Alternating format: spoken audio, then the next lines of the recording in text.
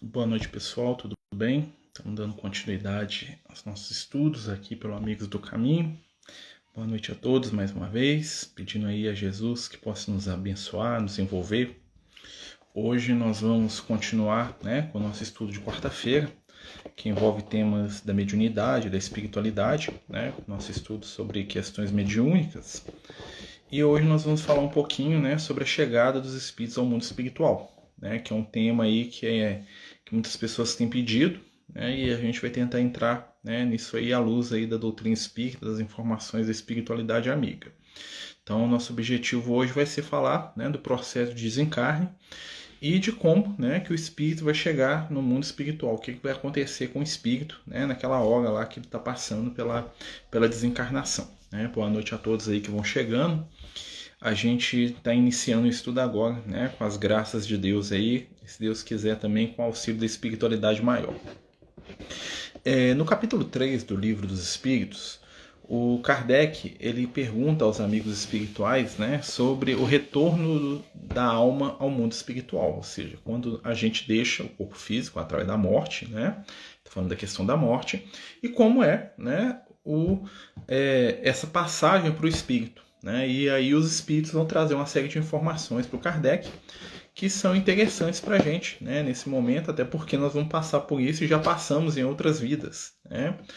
E os espíritos falam para o Kardec que normalmente o processo de desligamento ele acontece de maneira gradual, ou seja, principalmente quando o espírito já está mais velho, quando a gente está mais tempo encarnado, quando nós já temos uma idade física mais avançada, ou então quando a gente está com um processo de doença, existe já um iniciar ali de um desligamento, do corpo físico com o corpo espiritual. Claro que nós sabemos das mortes aí por acidente, que são outras situações, as mortes que são súbitas, no sentido que são provocadas de alguma forma, seja por um acidente, seja por uma vitimação qualquer que a pessoa passe. E o que os espíritos falam para a gente sobre isso? Em primeiro lugar, eles falam que o espírito, no momento do desencarne, ele sofre menos do que ele sofreu durante a vida. Ou seja, na maioria das vezes, a desencarnação, o momento da morte em si, o momento do desligamento final em si, não tem nada de sofrido ou de dolorido para o espírito, pelo menos do ponto de vista de sensação. Ele não vai sentir nenhum tipo de dor, nenhum tipo de incômodo, pelo ato do desencarne. Mesmo que o corpo físico esteja ali num processo de sofrimento, de agonia, o que acontece?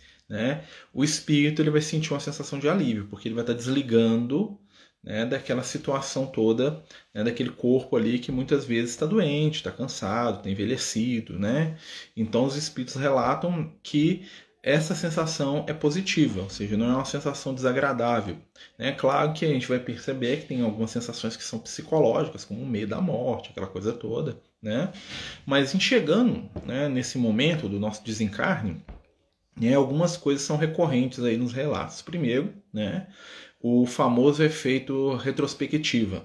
Muitos espíritos relatam que no momento da morte, no momento do desencarne, eles têm como que um filme passando pela sua cabeça, vamos dizer assim, estou usando esse termo, eles relembram toda a sua experiência reencarnatória. Claro que eles não vão lembrar de todos os momentos e todas as situações e detalhes, senão eles têm outra vida para poder lembrar de tudo, mas sim eles relembram os principais fatos da sua encarnação, aqueles fatos que mais impactaram na sua vida para o bem e para o mal. Então ele vai ter uma retrospectiva daquela informação toda. Alguns vão estar bem conscientes do que estão lembrando. Outros vão estar num fenômeno que a gente chama de perturbação espiritual. Nós vamos falar da perturbação espiritual um pouquinho depois. E eles vão lembrar, a gente vai lembrar de toda a nossa encarnação, como se a gente estivesse fazendo ali um apanhado geral da nossa vida. Então é muito comum que os espíritos relatem que isso acontece. A gente faz um apanhado geral daquilo que a gente fez de bom, daquilo que a gente fez de ruim, de onde a gente errou, de onde a gente acertou. A gente faz uma avaliação, vamos dizer assim, da nossa vida. E outra coisa que vai acontecer também, é que vamos passar por um período chamado perturbação espiritual. O que é a perturbação espiritual? O período de perturbação espiritual é aquele período no qual o espírito não reconhece o seu estado. Ou seja, ele não sabe que ele está desencarnado, ele não sabe que ele morreu, e ao mesmo tempo ele não se percebe vivo.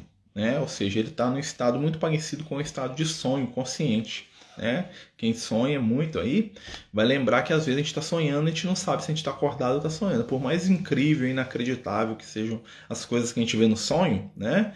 Tipo o elefante voando, né? Igual o pessoal brinca, a gente não sabe muito bem que a gente está sonhando. Esse estado é o estado de muitos espíritos ao desencarnar. Né? Eles dão o nome de perturbação, é um estado que o espírito ele não está totalmente consciente daquilo que está acontecendo com ele.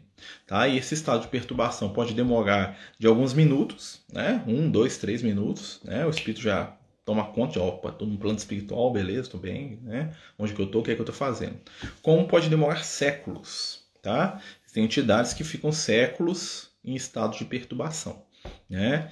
E aí, né, em alguns casos, alguns espíritos saem da perturbação para a reencarnação direta, ou seja, eles nem percebem que estavam no mundo espiritual, eles ficam num estado de perturbação tão grande que eles vão e voltam sem perceber o que aconteceu com eles, senão que eles já estão no bercinho de novo, a gente brinca assim.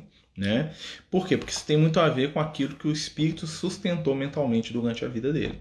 Quanto mais materialista, quanto mais apegado às coisas da matéria eu sou, né, a tendência é que a minha perturbação espiritual seja maior. Por quê? Porque o meu foco, o meu pensamento, a minha mente, né, vai estar vinculado com as coisas da matéria. E aí o choque dessa mudança de plano, né, vai ser demais para o meu cérebro e eu vou tentar fugir disso de uma maneira inconsciente. Nós temos nos livros do André Luiz, por exemplo, vários relatos dos espíritos que ficam dormindo, né? Dos espíritos que ficam, vamos dizer assim, que ficam sonhando, né? O André Luiz fala muito disso pra gente nas obras, né? Deixa eu ajudar uma mocinha a descer aqui. Vem cá, vem.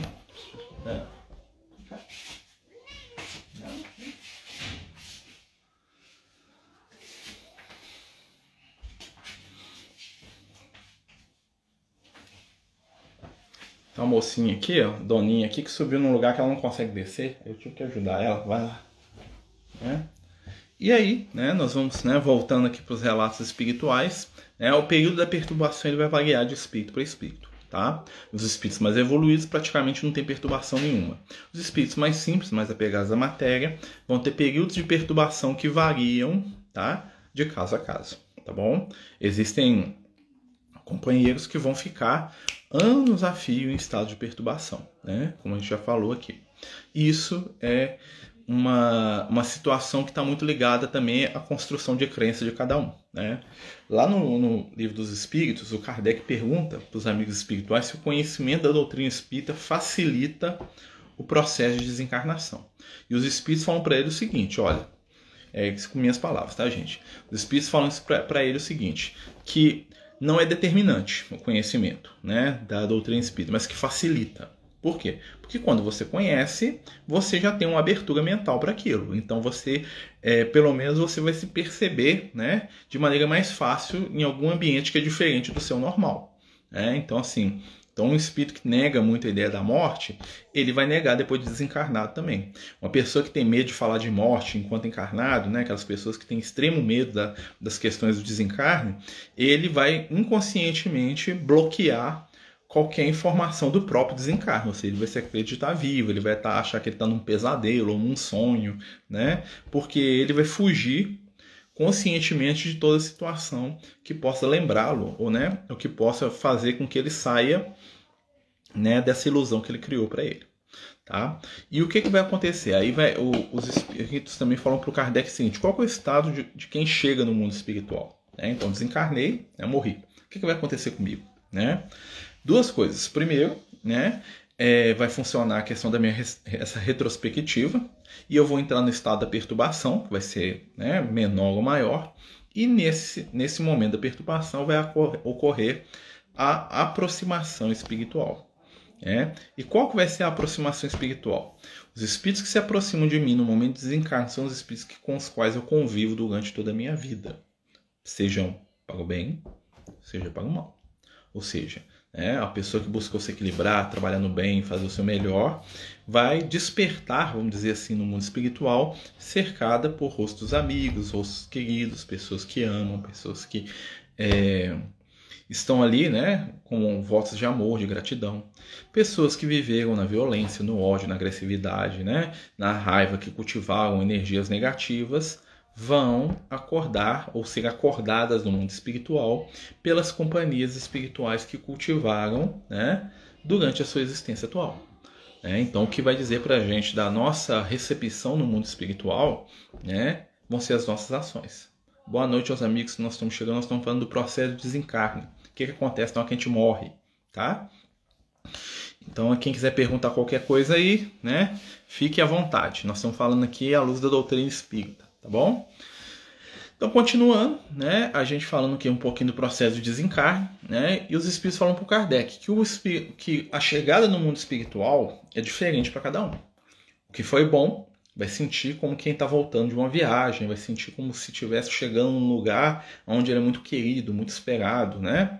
O que foi mal, que procedeu mal, né, vai se sentir, né, culpado, vai se sentir sendo julgado, apesar de não ser, né, porque os espíritos de luz não julgam ninguém, né? E cada um de nós vai para um ambiente espiritual que reflete a nossa intimidade. Tem uma brincadeira que o Lucas sempre faz com a gente, ele fala assim, quer saber para onde você vai quando você vai desencarnar? É só você observar qual que é o assunto ou a situação que você mais pensa na sua vida. Aquilo que se constitui, né, no foco do seu pensamento, ou seja, aquela situação, aquela coisa que a gente pensa o dia inteiro só naquilo, é para ali que eu vou desencarnar, para uma região que tem aquilo. Então, por exemplo, se eu sou uma pessoa que a minha vida gira, né, em torno do meu trabalho, seja, tudo que eu penso, tudo que eu faço, tudo que eu quero, tudo que eu imagino gira em torno de trabalho, do meu meu ambiente de trabalho. Se eu desencarnar, a tendência é que eu vá para um ambiente lá do meu trabalho. Se eu sou uma pessoa que a minha vida gira em torno de uma determinada pessoa, por exemplo, da minha esposa, eu só penso nela, né, eu morro de ciúme, eu só penso em ficar perto dela, só quero ficar com ela, eu não consigo ficar longe dela, ao desencarnar, a tendência é que eu vá orbitá-la. Que eu vou ficar em espírito ali. Se eu sou uma pessoa que é muito apegada com a minha casa, eu vou ficar na minha casa. Se eu sou uma pessoa que é muito apegada com o meu carro, eu vou ficar dentro do carro. Se eu sou uma pessoa que já busca questões superiores, espirituais, eu vou buscar ambientes espirituais. Né? Tem uma frase do Emmanuel que diz muito sobre isso, que ele fala assim pra gente: vivemos em espírito aonde projetamos o nosso pensamento. Vivemos em espírito onde projetamos o nosso pensamento. Olha que frase interessante. Que nada mais nada menos é do que uma reformulação de uma frase do Cristo, que ele diz assim: onde estiver o seu tesouro, ali está o seu coração. Jesus já fala isso pra gente há 2000 anos, ou seja, o que é o meu tesouro? É aquilo que eu dou valor. Qual que é o meu maior valor? Para o vaidoso, é ele mesmo. Para o arrogante, é o próprio ego. Para o avarento, é a posse, é o dinheiro. Para o poderoso é o poder, para o sensualista é o sexo, Então, assim, para a pessoa altruísta é a prática do bem, Então, nós vivemos em espírito onde está o nosso pensamento, ou seja, onde tiver o nosso tesouro, ali está o nosso coração. Quer saber para onde nós vamos desencarnar? É só observar o que nós pensamos. Por isso, toda mudança de pensamento é com o objetivo de nos libertar de determinadas algemas, e de nos elevar à nossa sintonia. Então, para mim ir para o nosso lar, eu tenho que ter um pensamento compatível com o nosso lar. E o que pensam os espíritos do nosso lar? Eu quero morar lá no nosso lar, quero viver lá na colônia com o André Luiz. Que o André Luiz falou, ou pelo menos uma semelhante. O que eu tenho que fazer? Eu tenho que começar a viver mentalmente naquele clima. Qual que é o clima mental do nosso lar? Quando a gente lê o livro, a gente vai perceber. Eu quero ir para uma outra colônia espiritual. Eu quero ir onde Jesus vive. Eu posso ir para onde Jesus vive? Posso. Se eu tiver um padrão mental compatível com Cristo, eu vou para onde Jesus vive. Por isso que todo processo de desencarne, todo processo de morte, nem sempre é um processo de mudança de plano. A grande maioria dos espíritos que morrem permanecem algemados, ou seja, permanecem presos aos seus pensamentos, pensamentos que são da escolha deles, pensamentos que nós cultivamos durante toda a nossa vida, e assim nós nos tornamos escravos daquilo que criamos. Ou seja, uma pessoa que é extremamente vingativa, por exemplo, eu tenho muita raiva do meu chefe, imagine. Não tenho raiva do meu chefe, não tem gente boa. Tenho muita raiva do meu chefe. Só penso nele, só penso como eu detesto ele, só penso como eu fico pensando aquilo. Se eu desencarnar, eu vou virar um obsessor dele, eu vou ser atraído por onde meu pensamento está vinculado. Né? Se eu já estou lá em pensamento, que eu estou lá brigando com ele o tempo todo, né? Minha mente está vinculada com a dele o tempo todo, o ato de eu desencarnar, eu vou perder o corpo físico e vou ser atraído igual um imã para aquele lugar lá que constitui o foco do meu pensamento. Se eu penso só em sexo, o que vai acontecer comigo? Eu vou ser levado para uma região espiritual, onde os espíritos vivenciam o sexo da maneira como eu desejo. Né? E isso é interessante porque muitas regiões espirituais que nós achamos horrendas, para aqueles espíritos que estão ali, não são tão horríveis assim, não. Porque eles estão vivendo aquilo que eles são. Né? Então, muitas vezes nós, no mundo espiritual, vamos vivenciar aquilo que está na nossa intimidade. Um espírito de tendências primitivas, agressivas, violentas, não se aclimataria numa colônia espiritual. Um espírito como, por exemplo, não tem como você pegar um assassino, uma pessoa extremamente violenta e colocar dentro de um templo budista. Aquela vida, aquela forma de viver dos monges, né, vai ser o terror da vida para uma pessoa agressiva, violenta, nervosa, imagine. Ou ele muda, né, ou ele não consegue ficar. E no caso do seu chefe, sente essa obsessão? Com certeza. Porque se eu estou brigando com ele, ele está na minha onda, nós dois estamos brigando, existe ali um vínculo. Né? Se não houver vínculo, não há contato. Eu posso até querer ir atrás dele, mas eu não acho. Ou então eu não sintonizo com ele. Aí o que vai acontecer? Eu vou sintonizar com alguém que seja semelhante. Então imagine que eu sou um espírito desencarnado. E aí eu tenho uma obsessão, ou seja, eu tenho né, eu vou contar um caso para vocês entenderem. Certa feita, a gente estava na reunião mediúnica, né? Estava lá com os companheiros espirituais, e a gente estava com uma mocinha que participava com a gente, uma jovenzinha que devia ter uns 18, 19 anos. E aí, numa reunião mediúnica que teve lá, manifestou uma entidade, um espírito, que era apaixonado por ela. Esse espírito, né, o espírito desencarnado, era apaixonado pela encarnada. Né? E eles a seguiam em todos os lugares. Né? Eles, com certeza, mesmo antes da morte, nós vivemos o espírito do pensamento, a obsessão mesmo. Né? Imagina o seguinte, é o que eu estou falando aqui. Imagina que esse espírito, que era apaixonado pela moça, ele não achava ela em lugar nenhum, porque ela não estava na onda de vibração dele. Mas ele sabia que ela ia na reunião mediúnica. Então, todos os dias que tinha reunião mediúnica, o espírito tentava entrar na reunião para poder se declarar para ela. Né? Porque apaixonou por ela. Claro que isso tinha uma questão de laço do passado, aquela coisa toda. Né? Se duas mentes se buscam, elas se encontram, mesmo que demorem. Né? Se duas mentes se buscam, elas se encontram. Né? Então, assim, se eu estou buscando alguém, se alguém está na minha onda, eu vou achar ele, esteja encarnado ou desencarnado. Encarnado é mais difícil. Né? Porque às vezes eu estou territorialmente aqui, eu estou no Brasil, eu estou lá na Bélgica, vai ser difícil. Só se pegar um avião, né, vai ser difícil. Mas durante o sono eu saio do corpo e posso ir lá. Né? Vamos ver aqui. Ó. Estou lendo o livro dos Mensageiros, capítulo 27, o Caluniador. Fale sobre a diferença entre os espíritos que dormem, os que estão loucos e os que sofrem. Tudo mente. Né? Quem são os espíritos que dormem? Aqueles que cultivaram durante a vida toda a ideia do nada. Eu vou dormir. Né? Existem religiões que ensinam seus seguidores que depois da morte você vai dormir até o julgamento. Então a pessoa vai condicionando a mente dela naquilo. Lembra? Vivemos em espírito onde está o nosso pensamento, onde projetamos o nosso pensamento. Eu vou dormir quando eu morrer, eu vou dormir quando eu morrer, eu vou dormir quando eu morrer, eu vou dormir quando eu morrer. Só existe dormir quando eu morrer. O espírito condiciona, ele vai para o mundo espiritual e fica dormindo. Porque ele criou aquilo com a mente dele. Ele preparou a mente dele toda durante a vida para dormir. Né? O louco, quem que é o espírito que tem enlouquecido? É aquele que não consegue lidar com a realidade do mundo espiritual. Né? Ou seja, alguém que não se preparou para estar no mundo espiritual, né? E que de uma hora para outra se viu numa realidade que ele não queria estar, que ele não acreditava e para a qual ele não está preparado. E aí ele enlouquece. Os que sofrem são aqueles que trazem dentro de si o quê?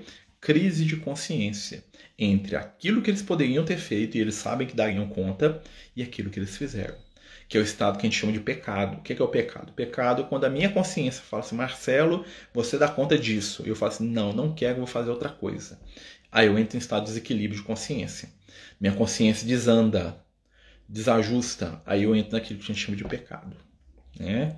Então são estados diferenciados de espíritos que não se prepararam para o mundo espiritual porque ou nunca acreditaram, ou acreditaram que iam só dormir, ou né, simplesmente ignoraram a realidade de uma vida depois da morte. Aí eles vão chegar lá e eles vão ter que lidar com isso. Né? Como o André Luiz fala, sabe qual que é o pior tormento para o suicida? É ver que a vida não acaba. Né? Porque o suicida ele tenta se matar para destruir o sofrimento e a dor dele. Aí ele acorda no mundo espiritual sofrendo tudo que ele sofria, né? E ainda sofrendo pela dor do desencarne. Ou seja, o suicida, além de ter todo o problema que ele tinha, ele vai carregar com ele a dor da forma da morte. Ou seja, se ele der um tiro na cabeça, ele vai sentir a cabeça explodindo o tempo todo, né? Se ele se enforcou, ele vai se sentir enforcado o tempo todo. Então ele vai perceber que a morte não existe. Ou seja, o desespero dele, na maioria das vezes, é não de estar desencarnado, e sim de saber que a morte não existe. Ou seja, aquela fuga que ele tentou foi inútil. Esse é o grande problema do suicida no mundo espiritual, que faz com que ele enlouqueça totalmente. Né? Porque o ato que ele queria, que era se apagar, era sumir, ele vai perceber que ele tem uma centelha divina que é indestrutível. Né? Então, assim, não tem jeito de suicidar de verdade. Você destrói o seu corpo. Mas seu espírito é imortal e você vai ter que resolver, né? E aquele problema do qual eu fugi, eu vou ter que voltar e resolver ele em outra maneira e às vezes com uma condição mais difícil, porque eu vou carregar em mim o reflexo das minhas ações, né? A maior parte dos espíritos encarnados não estão preparados. Com certeza, nós não estamos preparados para morrer, porque morte para nós é tabu. Então nós não estamos preparados para morrer e nem preparamos aqueles que nós amamos para a nossa morte. Nós não falamos de morte com a nossa família, falamos. Né? Quantas vezes a gente já sentou com o nosso filho e falou assim, um dia eu vou morrer, né? Então você tem que se preparar para isso. Né? Normalmente os pais morrem antes dos filhos. Né? Então, então, por quê? Porque nós temos medo da morte. E a nossa tendência daquilo que a gente tem medo, como é que a gente lida com o medo? A gente foge dele. Né? Tudo aquilo que causa medo da gente, a gente afasta. Né? E o conhecimento espiritual, ele traz o que? Luz sobre essa realidade. E é muito difícil você falar de morte para quem não acredita na vida depois da morte. Porque a morte é o fim de tudo. E não tem nada mais assustador do que o fim de tudo. Imagine. Né? Então a gente está falando aqui dos desencarnes, tá, gente? Como é que funciona o processo de desencarne aí dentro do conhecimento da doutrina espírita, falando da morte, né? Então, o processo de se preparar para morrer faz parte da vida. Né? Tem o povo egípcio, que é um dos povos mais antigos aí, né, que veio para a Terra. Né? O povo egípcio, eles passavam a vida toda se preparando para morrer bem. Interessante, né? Não quer dizer que eles só aproveitavam a vida. Quer dizer que a morte era vista como uma parte de um ciclo de transformação na vida. Como mais uma etapa, não como uma finalidade. Né? O nosso medo da morte é a causa dos maiores desequilíbrios que nós temos, porque por causa do medo da morte, né? Por causa de uma morte que para nós é definitiva, nós quebramos, né, a nossa consciência. Então, como eu vou morrer amanhã, eu nunca vou ter nada que eu quero, o que eu faço? Eu passo por cima dos outros, eu roubo, eu cometo crimes. Por quê? Porque eu vou morrer e amanhã eu não vou ter. A ideia de fim faz com que nós percamos o nexo da nossa vida, muitas vezes. Né? E quando nós entendemos que a morte não é o fim de tudo, e sim uma transformação, né? A morte é o quê? É um abrir e fechar de porta, né? É um deixar do nosso corpo físico para encontrar a nossa vida real no mundo espiritual, a nossa vida verdadeira, que é aquilo que nós somos de verdade, né? E que os nossos amores, os nossos contatos, aqueles que nós amamos, continuarão nos amando e continuarão vivendo. Né? Muitas vezes a gente pensa na morte, no desencarne de alguém. Né? Então a gente pensa, minha mãe morreu, meu filho morreu, que são dores terríveis. Mas imagine, né, a dor de quem vai para o mundo espiritual. Você vai parar para pensar?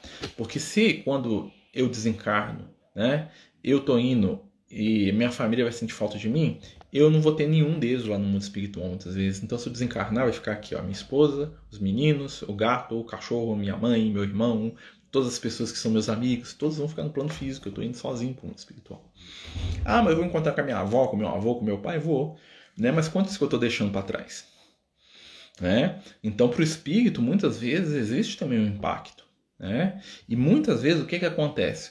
Quando existe uma desencarnação, a espiritualidade, ela deixa com que aquela entidade, por exemplo, aquela pessoa... Desculpe, gente. Aquela pessoa que está morrendo, né, aquele que morreu, normalmente ele fica dormindo alguns dias, algumas semanas, até mesmo para poder desligar daquela energia de saudade e sofrimento, porque o que o encarnado sente normalmente impacta, né, no espírito desencarnado. Ao morrer, além da retrospectiva da nossa última encarnação, temos alguma consciência das provas que devíamos cumprir, não cumprimos? Com certeza. Né? Se nós tivermos capacidade de entender isso, nós vamos ter. Né? Não adianta um espírito extremamente primitivo, que nem sabe o que é prova, o que ele veio fazer na Terra, ele não vai ter esse tipo de informação, vamos dizer assim, aprofundada. Ele vai ter a sensação que alguma coisa ficou sem fazer. Né? Mas a gente, quanto mais consciente nós somos, né, mais profundo é o processo. Então, o espírito mais consciente ele vai conseguir analisar a sua encarnação. Falar assim, ó, fiz isso, não fiz aquilo, faltou isso, fiz aquilo. Né? A diferença é que o espírito superior, né, os espíritos mais equilibrados, eles vão lidar com isso com tranquilidade. Falar assim, olha, eu consegui fazer isso, isso, isso. Isso aqui, eu não dei conta. Fica para a próxima. Né? Já outros espíritos vão cair em processo de culpa. Né? Espíritos mais inferiorizados, o que vai acontecer? Ah, meu Deus, que eu não fiz. Ah, que eu sou um crápula, perdi a minha encarnação. Né? Então, isso denota atraso espiritual. Os espíritos de luz, eles lidam com as falhas de uma maneira muito tranquila. Né? Todo espírito que desencarna dorme? Aqueles que precisam sim. Aqueles que precisam sim. Isso é até uma misericórdia da espiritualidade, tá? Todos não. Se o espírito tiver um equilíbrio suficiente de ele lidar com a situação do desencarne dele e com a família, com aquela coisa toda, ele não precisa, né? Mas se for um espírito que é muito apegado à matéria, que é o caso da maioria, né? A espiritualidade vai dar um jeito de dar um sossega-leão nele ali uns dias. O próprio processo da perturbação já favorece isso. Né? Então o que acontece? A pessoa entra num estado ali de perturbação, passa-se às vezes meses. Não, aquela acorda, nossa, onde que eu tô? Ah, já passou 6 meses que você desencarnou, meu filho. Entendeu? Então isso facilita.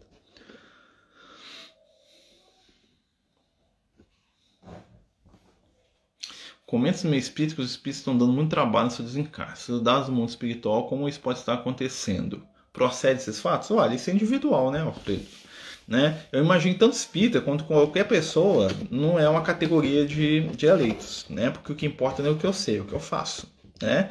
Claro que existe aí um certo exagero, né? Que nós temos alguns companheiros aí na doutrina espírita que só vê o negativo das coisas. Né? Então eles aumentam o superlativo, todos os espíritas estão dando trabalho. Não é assim não. Né? O que acontece é que a doutrina espírita, enquanto caminho espiritual, ela tem 2 gumes. Né? A doutrina espírita ela tem um monte de ferramentas de conhecimento. Ela vai ajudar a gente a aprender, a crescer, ela vai ajudar a gente a desenvolver conhecimento espiritual, vai nos dar uma série de ferramentas. O grande problema é que muitos de nós, né, quando recebem essas ferramentas de conhecimento, caem no campo da arrogância, da vaidade, do orgulho. Acha que porque leu meia dúzia de livros, porque tem um pouco de conhecimento espiritual, está acima da média, começa a achar que é espírito de luz reencarnado. E aí o que vai acontecer? Ele vai chegar no mundo espiritual e vai ver a realidade dele. Né? Quando ele chegar no mundo espiritual, aquele que se iludiu a vida inteira, né, ele vai ver que a realidade espiritual dele não é aquela que ele criou. E sim que ele é o que ele é quando encarnado. Né? Então, o que acontece não é a doutrina, e sim somos nós. Né? Nós temos essa tendência de achar que a gente é povo escolhido, que a gente é melhor que os outros. Isso em todas as religiões, né, gente? Né? Isso é um grande entrave para o nosso progresso espiritual. Né? Por quê? Porque cria zonas de ilusão na nossa vida. Então eu acho que porque eu li meia dúzia de livros, porque eu faço palestra, porque eu estou aqui, porque eu sou um espírito de luz. Será? Né? Mas vamos olhar para dentro de mim. Vou analisar os meus defeitos, as minhas fragilidades, e eu vou começar a perceber que a par de grandes conteúdos espirituais que eu possa ter, ainda existem muitas coisas a serem trabalhadas. Então, eu não posso dizer que eu sou um espírito iluminado. Né? Então, o que acontece? Se a gente utiliza a doutrina espírita como uma ferramenta de autoconhecimento, como uma ferramenta de entendimento das realidades espirituais e de incentivo para a nossa caminhada, é fantástico. Quando eu pego o conhecimento que eu tenho na doutrina espírita e transformo isso num pedestal para me subir em cima e me achar melhor do que todo mundo, né? Aí eu tô lascado. Né? Por exemplo, eu sei que existe vida depois da morte, eu sei que existem problemas obsessivos de causa e efeito. Né? De causa e efeito. Aí eu vou lá pro meu serviço no hospital, na hora que eu entro no CTI lá dentro, eu fico lá julgando. Fulano de tal tá aqui porque ele matou alguém. Fulano de tal tá ali porque, né? Porque ele fez isso, porque ele fez aquilo. Né? Aí eu assumo uma postura de arrogância. essa postura de arrogância, quando eu chegar no mundo espiritual, eu vou voltar para o meu papel, porque os espíritos de luz vão me tratar do jeito que eu sou de verdade. Né? Não adianta todo mundo achar que eu sou espírito de luz se eu não for de verdade. Porque os espíritos vão me mandar lá pro final da fila lá, e olhe lá se eu for pro final da fila, e eu tenho que estar muito feliz com isso. Então a gente ser verdadeiro conosco mesmo é um grande papel, seja em qualquer religião, né? Porque muitas vezes o que acontece? Muitos espíritas caíram numa onda, né, de querer parecer bons. Né? Então, assim, as pessoas começam a ter atitudes medidas, né? Que é aquele companheiro, não sei, quem vai na casa espírita sabe, aquele companheiro que vira espírita que conversa com todo mundo assim: saudação, meu irmão, paz do Cristo para você, bem-vindo, né? Olha, meu irmãozinho querido, né? Que bom que você tá aqui na casa espírita. Mas no dia que a pessoa fala assim: ó, eu quero mudar isso aqui, você não pode, não, que essa casa espírita tem 20 anos que eu tô aqui. Né? Então tem pessoas que, se elas estão num ambiente onde elas controlam, elas são cordatas, gentis, bondosas, parece o Chico Xavier, né? Até o jeitinho do Chico Xavier fazem assim, né? E aí na hora que picota um pouquinho ele, fala que você vai querer mudar a regra, fala que você vai ser candidato a presidente da casa lá, você vai ver o Marcelo mudar de ideia com você. Não, o que esse cara pensa que é? Entendeu? Então assim, é melhor que eu seja o que eu sou. Né? Quem me conhece sabe, né? Quando eu perco paciência eu falo demais, né? Tem os amigos meus na casa espírita que sabem disso, né? Então, não adianta eu fingir uma coisa que eu não sou, né? Esse que é o grande erro dos espíritas, entendeu? É o erro de todo mundo, né? Mas assim, é uma coisa que eu sempre presto atenção, né? Porque a hipocrisia que a gente cria, né? É a hipocrisia que você sustenta. Então tem muita gente que passa a maior parte da vida construindo uma imagem, né? E essa imagem não é o que ela é de verdade. Então, você chegar lá no mundo espiritual, se decepciona, né? Então é melhor não decepcionar logo. Então é melhor ser o que você é de cara, né? Então vamos embora. Na sua concepção, de acordo com a evolução do nosso espírito, mantemos a individualidade, mas aos poucos somos parte do todo? Não. Não, Mateus. Não, nós somos individuais para sempre. Jesus é um espírito que ele tem, no mínimo, tá? Uns 15 bilhões de anos a mais que a gente. No mínimo, tá? Tô chutando aqui, mas é o mínimo, né? Jesus continua sendo ele mesmo, tá? Os espíritos superiores, eles estão integrados, vamos dizer assim, mas cada um deles é individual. Uma coisa que os espíritos sempre falam pro Kardec: nunca vão perder a nossa individualidade. Porque perder a nossa individualidade é a mesma coisa que desaparecer e não ser nada.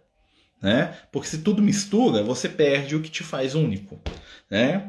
E a grande obra-prima da divindade é a nossa individualidade. Não no sentido do ego, mas no sentido de sermos seres únicos, né? Então, assim, não precisa preocupar não que isso não existe, tá? Os espíritos antiguíssimos que existem antes do universo continuam sendo eles mesmos. Jesus está aí com a prova disso. Jesus é um espírito antiguíssimo. Nós não podemos nem entender direito o que é Jesus, né? Nós sabemos que ele foi criado em algum momento, em algum lugar, tá? No mesmo processo análogo ao nosso, tá? Então Jesus não é Deus. Jesus é um ser como nós, só que ele é muitíssimo mais velho, né? Então, assim, essa individualidade a gente não perde. Isso aí não. É claro que nós vamos nos transformar em seres que nós nem imaginamos, né? Você pode pensar assim, olha, uma bactéria tem individualidade? Um vírus? Tem, né? Ele é único, né? Ele não é o outro, né? Mas é uma individualidade muito remota, se você for passar, né? À medida que o ser evolui, né? Você pega os seres mais simples, né, da escala evolutiva que a gente conhece, tá? Pegar os vírus, depois as bactérias, né? Os vírus tem até umas questões que falam que não é vivo, mas é vivo do ponto de vista espiritual, tá? Os vírus, as bactérias, os seres unicelulares, as plantas, os animais, vocês vão ver que existe um processo de individualização cada vez maior, né? Ou seja, você pegar dois vírus, você não vê diferença entre eles, apesar de eles serem únicos. Mas se você pegar dois macacos, você vai perceber que já existem traços que os individualizam ao extremo. Se você pegar dois seres humanos, você vai perceber que os traços de individualidade entre dois seres humanos são maiores ainda. Ou seja, há um aprimoramento da individualidade. Se você pegar Jesus e o Cristo de outro mundo, é um abismo de diferença entre eles, apesar de eles estarem no mesmo patamar de amor, né? Então, assim, você pode dizer que eles estão integrados? Estão, mas cada um é cada um ainda, né? Só que é um nível de individualidade que para nós é quase que inimaginável, né? Mas a tendência é que isso aumente. Ou seja, que cada um de nós é aquilo que o Emmanuel fala, que nós somos a obra-prima de nós mesmos. Ou seja, nós vamos estar sempre nos aprimorando, né? E se esse aprimoramento fosse para chegar num determinado momento e sumir, não teria esse sentido. né? Porque o próprio Deus é um ser individual, no sentido que ele é único, né? Um conceito básico de Deus. O que é Deus? Ele é único. Ou seja, Deus não é a matéria. Deus não é o universo. Deus não é a criação. Deus é um ser que criou, mas ele não criou ele mesmo. Não sei se está dando para entender. Nós somos assim, né? É um conceito bem importante. Com relação aos desencarnes coletivos, se dão de forma gradual. Nos desencarnes coletivos, apesar do processo de morte ser único, por exemplo, caiu o avião, morreu todo mundo, puf. Cada espírito ali vai ter um desencarne diferente. Alguns vão ficar meses presos ali no corpo, né? Outros vão já chegar no mundo espiritual conscientes ali com 5 minutos. Outros vão entrar no estado de perturbação, vai durar meses. Outros vão dormir. Outros vão ficar revoltados, vão procurar quem causou o acidente se tiver, para poder se vingar, vão atrás do piloto, do dono do avião, entendeu? Aquele grupo não quer dizer que eles vão chegar todos no mundo espiritual do mesmo jeito. Ali vale o que? A individualidade, né? Cada ser é único. Então cada um vai passar... Mesmo que o processo seja igual para todo mundo, o que vai acontecer com cada um é diferente. Porque cada um vai lidar com aquilo de maneira diferente. Aí entra as questões evolutivas. Entendi, Matheus. É integração, mas na verdade nós estamos todos integrados. Só que a gente não percebe ainda, né? Então as nossas mentes estão conectadas de alguma forma, mas sem perder o que nos torna único, tá? Isso aí nós não vamos perder nunca não, tá? Os espíritos mais velhos do universo, né?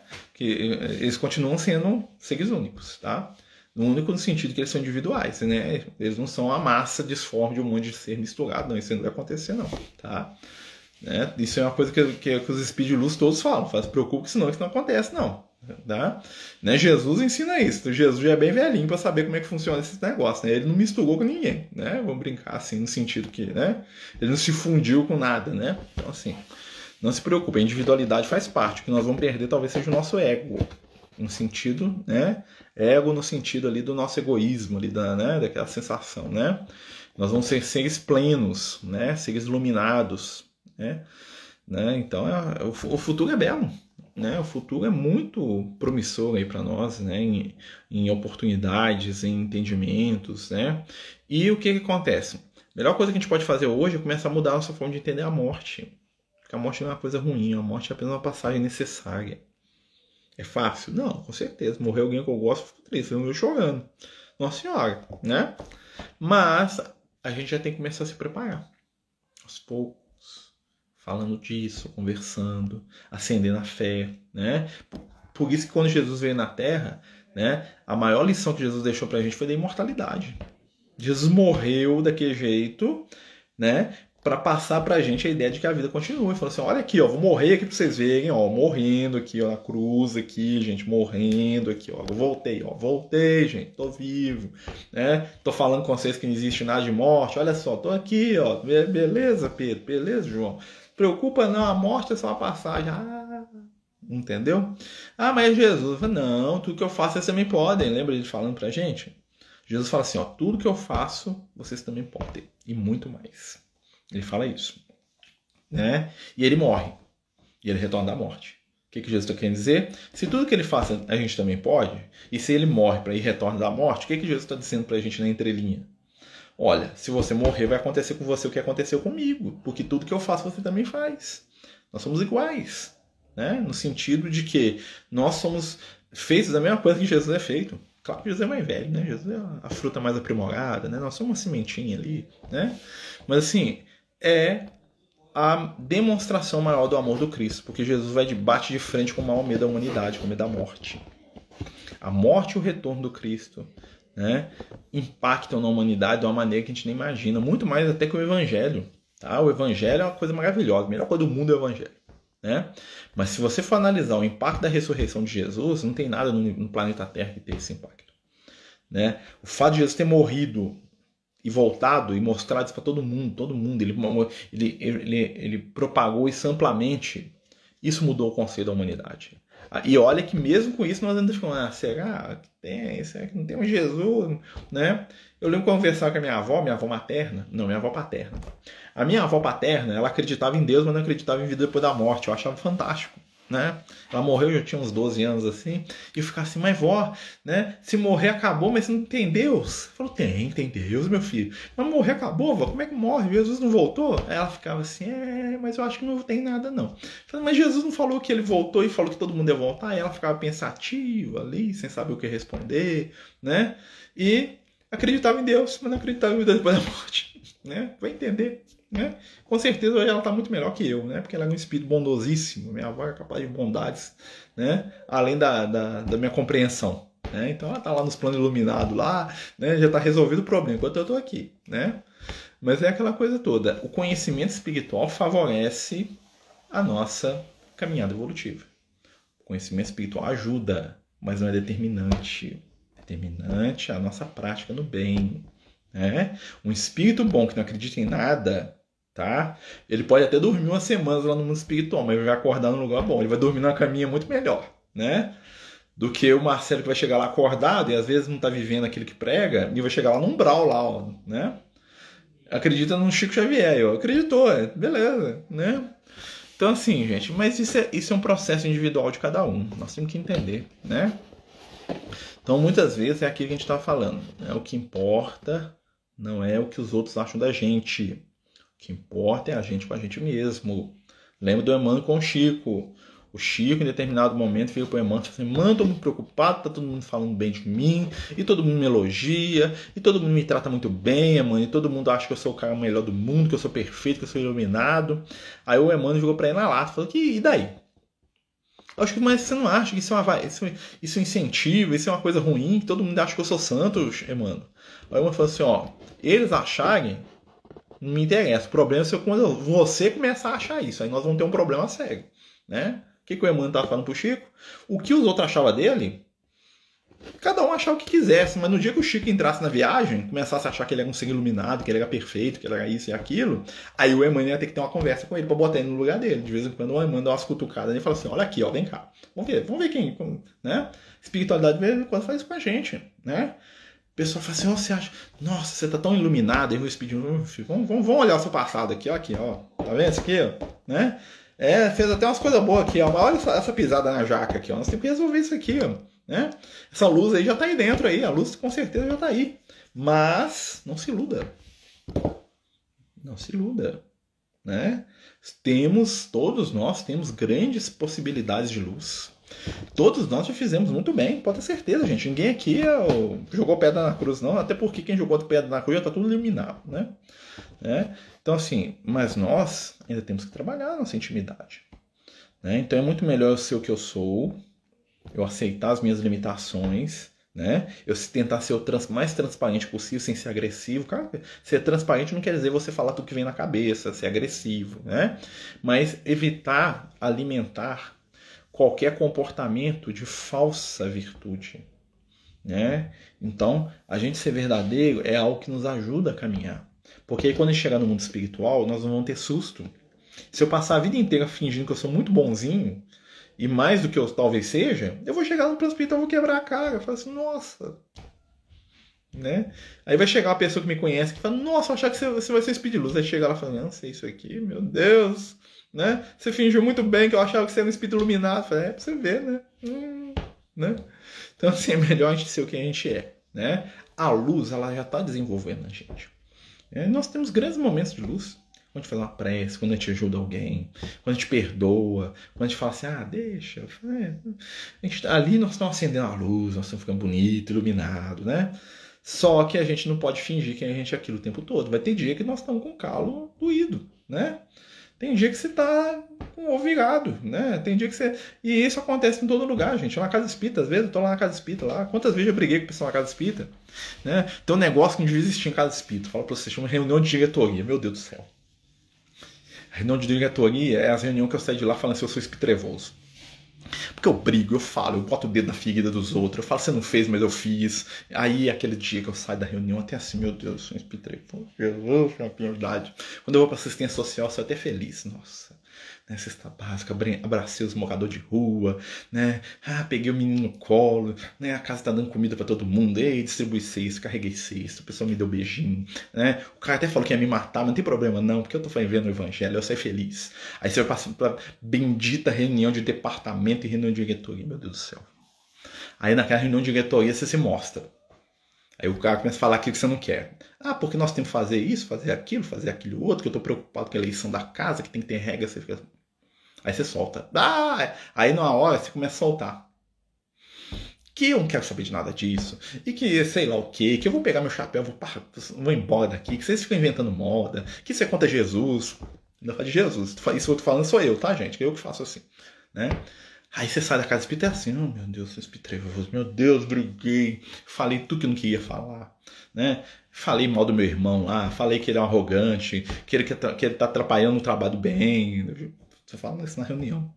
Porque o fulano de tal falou comigo que ia cortar a cesta básica. Aí eu fiquei indignado, né? Falei assim, você vai cortar nunca, né? Porque você não dá dinheiro pra cesta básica. Aí eu me mostrei o que eu ainda tenho dentro de mim, né? Ou seja, às vezes quando a gente faz o bem, a gente fica autoritário. Né? Porque eu quero tanto fazer o bem que eu não quero muito ouvir a opinião dos outros, não. O cara começa a dar muita opinião diferente, que botar muito entrave. Somos nós. Né? Por que eu tô falando isso pra vocês? Porque às vezes a gente cria pra gente máscaras, né? Mas eu quero ser bom, entendeu? Então quando eu vou lá pra assistência social, né? Aí você já tá melhor que eu penso e falo muito. Depois eu peço desculpa, até na palestra pública, tem companheiro nosso na palestra, meu filho, eu pego no pé do fulano, eu peço desculpa na frente de todo mundo, né? Mas no outro dia, pisa no meu carro de novo, lá vou eu solto todos, né? Então, assim, isso é uma coisa que a gente tem que aprender a trabalhar, né? Então, assim, a pretexto, às vezes, de fazer o bem, né? A gente, às vezes, atropela as pessoas. Principalmente quem não dá conta de seguir o nosso ritmo. Eu tenho uma dificuldade muito grande com isso. Quando eu quero fazer alguma coisa que eu considero que é o bem, né? Se a pessoa não quiser ir comigo, eu deixo ela para trás e vou embora.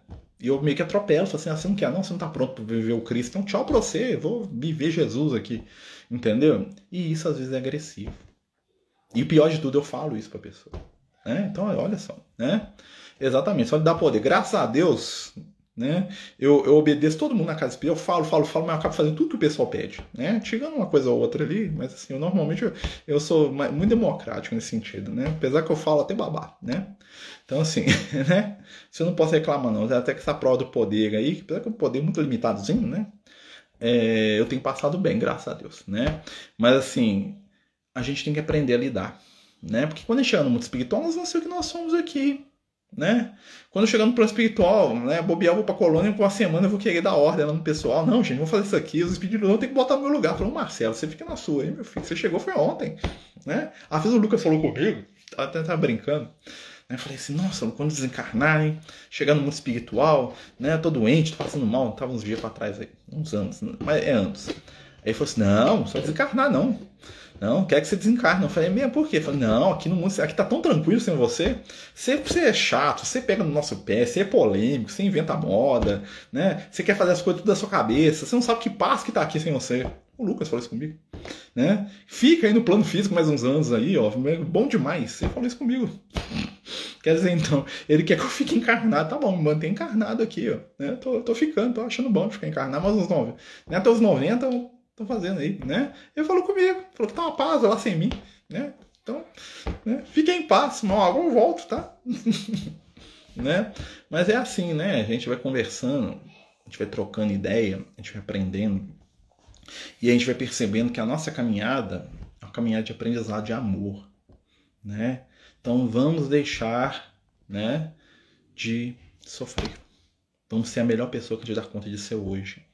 Vamos nos esforçar para sermos melhores, para vencer as nossas dificuldades, né? Vamos lembrar que as nossas ligações com o mal muitas vezes são fruto do que? Da nossa invigilância, né? Então muitas vezes nós estamos invigilantes, né?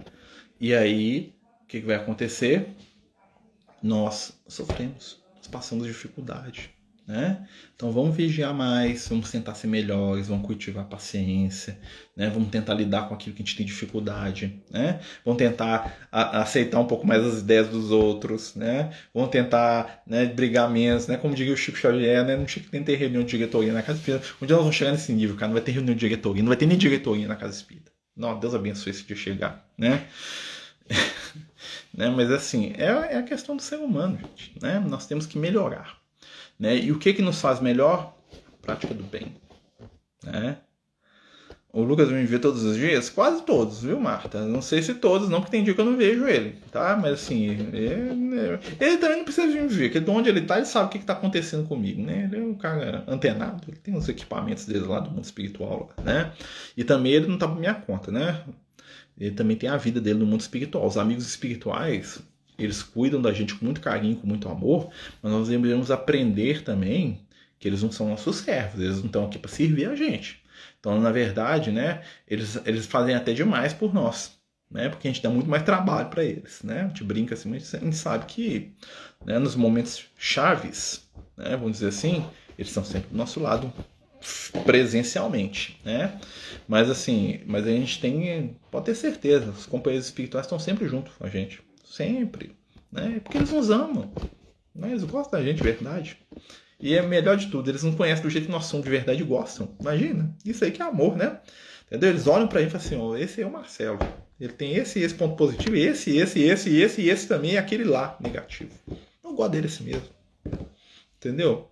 Isso que é o bom dos speed luz, né? Eles gostam da gente do jeito que a gente é, né? Então, às vezes a gente gosta de alguém, só que a gente vê só o lado bom dele. Vai conviver com ele uma semana, você vai ver como é que é bom, né? Vai morar com o Marcelo uma semana pra você ver que legal, né? Então, assim, os espíritos não, eles nos veem como nós somos, porque eles veem potenciais. Eles veem a luz que é eterna. Eu gosto muito da frase do Liel, que uma vez ele falou isso pra gente, falou assim, meus filhos, o bem é eterno e o mal é transitório. Ou seja, tudo aquilo que nós temos de conteúdos de luz, tudo aquilo que a gente tem de bom, todas as suas conquistas do bem, sabe aquilo que você tem de bom? É eterno. Ninguém nunca vai te tirar. São valores que você adquiriu para sempre. Aquilo que você tem de negativo, suas falhas, seus erros, seus defeitos, suas dificuldades, são sombra que demanda tempo e vai desaparecer. Ou seja, o mal vai desaparecer. O mal está sempre desaparecendo. A luz não. Acendeu uma luz, aquilo é para sempre. Conquistou uma virtude, ela é sua para sempre. Você adquiriu a caridade, é sua para sempre. Você nunca vai deixar de ser caridoso. Você adquiriu a paciência, é sua para sempre. Nunca vai deixar de ser. Conquista no bem é eterna. Dificuldades nas trevas são transitórias, feitas para acabar. E os espíritos de luz valorizam as nossas conquistas eternas. Por isso que eles não são, né? São os amigos espirituais que nos acompanham a passar por um mundo espiritual, sim, com certeza. Quando desencarna, eles estão lá, né? Pode ter certeza, eu desencarnar primeiro que eu vou, cadê vocês, espírito de luz aí? Cadê os meus amigos do mundo espiritual, né? Nem que sejam os amigos da treva, né? Vai estar lá, né? São aqueles com qual eu me associei, né? Então vamos fazer amizade com os espíritos de luz aí, né? Espero que sim, né? Porque se eu fizer mais amizade com os espíritos de treva, não vai ter. O Lucas vai ter que vir me buscar, mas eu vou estar ligado lá com sei lá quem lá, que, né? Eu vou com sei lá quem, né? Eu até tentei, mas você escolheu segurar a mão do outro. Eu falei, meu Deus, né? Então tô brincando, né, gente? Pessoal, nosso tempo já passou, né? Nós estamos falando aqui, descontraindo um pouquinho, né? É bom, né? E lembrando, tá, gente? Nós estamos caminhando para nos melhorar, né? Eu acho que o mais importante é isso. Nós estamos vivendo esses períodos difíceis, né? Mas estão passando, né? Vamos trabalhar, vamos fazer o bem, né? É o Espírito das Trevas. Às vezes eu sou assim vinculado com o Espírito das Trevas, não sei o que eu penso ultimamente, né? Eu tô aqui falando de doutrina espírita, mas vai que eu tô, né, nos meus erros, nas minhas falhas, me vinculo com outras coisas aí, né? Mas eu espero que não, espero que eu fique vinculado com a luz. É uma luta constante da gente, né? Então nós vamos trabalhar a luz aí, vamos tentar fazer o bem. Meus amigos, nós estamos terminando, como a gente já falou, né? Chegou aí o finalzinho do nosso estudo. Queria agradecer a todos. Né? Nós brincamos aqui, descontraímos, falando de vida depois da morte, do processo de desencarne, longe de qualquer tentativa de esgotar esse assunto, que é um assunto profundo, né? Um assunto que você encontrar muita referência no Livro dos Espíritos, nas obras do André Luiz, que são muito boas, né? O livro Nosso Lar, fantástico, né? Então, assim, conhecimento espiritual nunca é demais. Mas que o conhecimento espiritual não infle o nosso ego. Né? Tem uma frase do Paulo de Tarso que fala, a ciência incha. né? Minha esposa desencarnou 1 ano e 329 dias. Pode ter certeza que ela continua te amando, meu amigo. Porque o amor não se separa, o amor não se perde, né? As caminhadas muitas vezes fazem isso aqui, ó. E aqueles que vão à nossa frente, né, continuam ligados a nós. Por isso a melhor forma de homenagear aqueles que nós amamos é cultivar as boas lembranças. Ela vai estar como ela estava no seu melhor momento aqui no plano físico. Lembra dela, da sua companheira? Vidal, né? Valmir Vidal. Né? Eu estou tentando ler os nicks, tá? Lembra dela nos melhores momentos da sua vida. Pensa nela com muito carinho. Lembra dos momentos alegres, dos momentos felizes. Né? E saiba, quem nos ama, nos acompanha. Né? Apesar dos espíritos não poderem se misturar com a gente aqui, ficar aqui o tempo todo, pode ter certeza, os laços de amor não se perdem. Então converse com ela, faça prece, né? Viva a sua vida, busque amar, busque compreender, busque ser uma pessoa melhor e faça a melhor homenagem que você pode fazer em nome da sua companheira. Faça o bem em nome dela. O melhor presente que nós podemos fazer para aqueles que nós amamos, fazer o bem em nome deles. Vai visitar um asilo, ver uma família que está precisando de alguma coisa, uma criança que está precisando do alimento, ajude silenciosamente, né? Tenha paciência com aquelas pessoas que convivem com você, né? Faça o bem às pessoas que ela gostava, né? E faça isso em nome dela. Fala assim, eu estou fazendo isso aqui, faça uma prece, estou fazendo isso aqui em nome do nosso amor, em nome da sua lembrança. O culto do amor, através da prática do bem, junta almas cada vez mais. Não que já não esteja junto, né? Pode ter certeza que ela está bem, tá? Pode ter certeza, viu, meu irmão? E o bem dela é que você esteja bem também. Que você cuide daqueles que estão aí à sua volta, que ela amava também, né? Que você siga, porque a melhor forma de vencer as provas da vida é passar por elas. Siga, continue. Porque para reencontrar nós temos que caminhar. Né? Viva da melhor forma possível. Com muito amor. Senhor Jesus, amigo e mestre, pedimos agora, neste momento, por todos aqueles que nós amamos, que deixaram o plano físico. Lembro agora dos pais, das mães, dos avós, dos filhos, dos companheiros que estão ligados ao coração de cada um de nós, que já fizeram uma grande viagem. Que possamos neste momento envolvê-los com as vibrações do nosso amor, sabendo que o amor é eterno e imortal. Divino Mestre, estende as tuas mãos misericordiosas por aqueles que amamos e por aqueles que precisamos aprender a amar. Leva aos corações a paz, a esperança, a caridade e o perdão. Ajuda-nos, Senhor, a seguir em frente e, apesar das nossas limitações, que possamos valorizar a luz que já existe em nós e dos nossos irmãos. Abra os nossos olhos para o bem, para a paz, para a harmonia, para o belo. Ajuda-nos a construir um mundo regenerado, que conforme a tua promessa é a nossa herança e o nosso direito. Abençoa, Senhor, todos aqueles que nos escutam, seja agora, seja daqui um mês, daqui uma década, que recebam em luzes e amor o carinho do teu Evangelho. Fica conosco, Senhor, hoje e sempre. Que assim seja. Graças a Deus. Meus amigos, boa noite. Fiquem todos com Deus. Agora nosso próximo estudo vai ser no domingo, tá? Porque a gente está com a reunião mediúnica na sexta-feira, então a gente não vai ter o estudo de sexta-feira. Eu estou vendo uma outra data para o estudo que a gente fazia na sexta-feira, tá? Porque normalmente agora eu estou tendo reunião mediúnica de 15 em 15 dias. Mas o estudo do Evangelho não pagou não, tá? Só estou procurando um dia melhor para poder fazer, tá bom? Domingo nós continuamos aí com o livro Nosso Lar, né? Nós vamos para o capítulo 14 do Nosso Lar. Quem puder nos acompanhar aí vai ser muito bem-vindo. Fiquem com Jesus, muita paz, muito amor. Boa noite.